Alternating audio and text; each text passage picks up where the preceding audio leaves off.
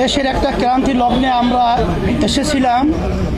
সম্মানিত অন্তর্বর্তীকালীন সরকারের প্রধান উপদেষ্টা আমাদের সম্মানিত ইউনূস সাহেবের সাথে আমরা একান্ত আলোচনার জন্যে।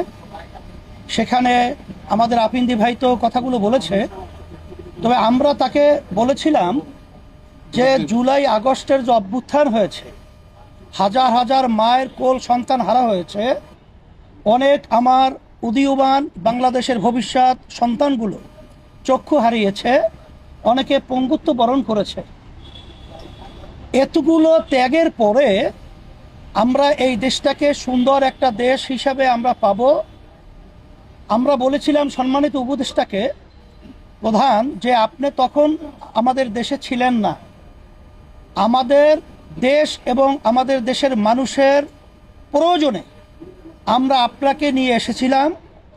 আমরা একত্রে সুন্দর দেশ গড়ার লক্ষ্যে মাঝখানে চলার পথে আপনি হয়তোবা কষ্ট পেয়েছেন বা আপনাকে কাজ করার সুযোগ দেওয়া হচ্ছে না, বিভিন্ন কায়দায় মানসিক ব্রেন বিভিন্ন ধরনের টর্চার আপনার উপরে চলছে, এটা আমরা অনুভব করছি।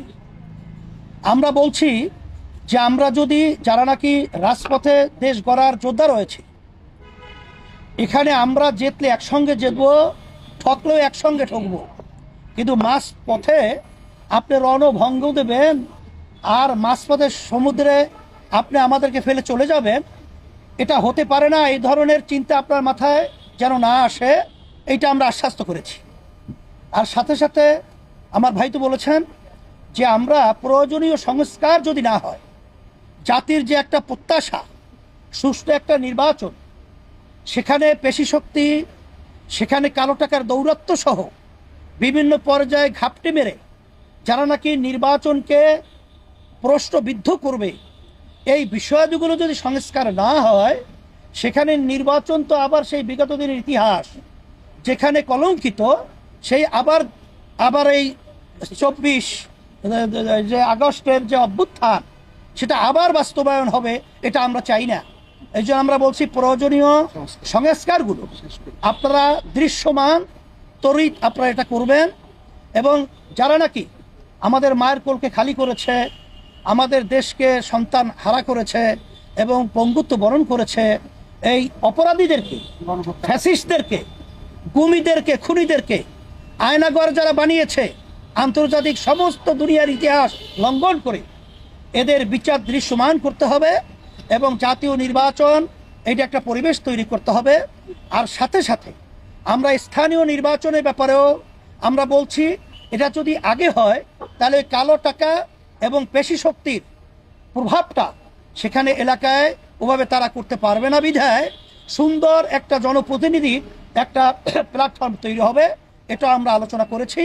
আর সাথে সাথে আপনাদের সকলকে আমরা ধন্যবাদ জানাই এর জন্যে যে আমরা যেন এই দেশ গড়ার ব্যাপারে আমরা সবাই একাকার হয়ে অন্তর্বর্তীকালীন সরকার সহ এবং যারা আমরা রাজনৈতিক জুলাই অভ্যুত্থানে যোদ্ধা যারা আমরা ছিলাম, প্রশাসন সহ সাংবাদিক বন্ধুরা সহ সকলকে আমরা একত্রিত হয়ে আমরা দেশ গড়ার ব্যাপারে আমরা যেন একাকার হয়ে কাজ করতে পারি।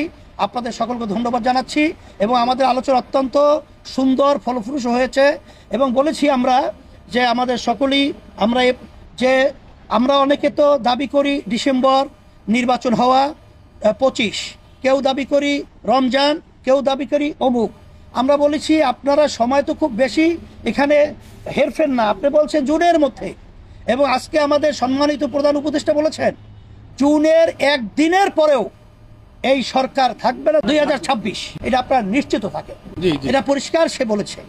তা সেই হিসেবে আমরা এটা আস্থা রাখতে পারি, বিধায় আজকে আলোচনা খুব সুন্দর হয়েছে এবং আমরা সবাই দেশ গড়া ব্যাপারে আর যে আমাদের যে একটা ভয় ছিল, অন্ধকারের মেঘ ছিল, সেটা আল্লাহর রহমতে অনেকটা কেটে গেছে। আমাদের অন্তর্বর্তীকালীন সরকার এবং প্রধান তাকে আমরা সাহস যোগাবার জন্যে আল্লাহের রহমত করে।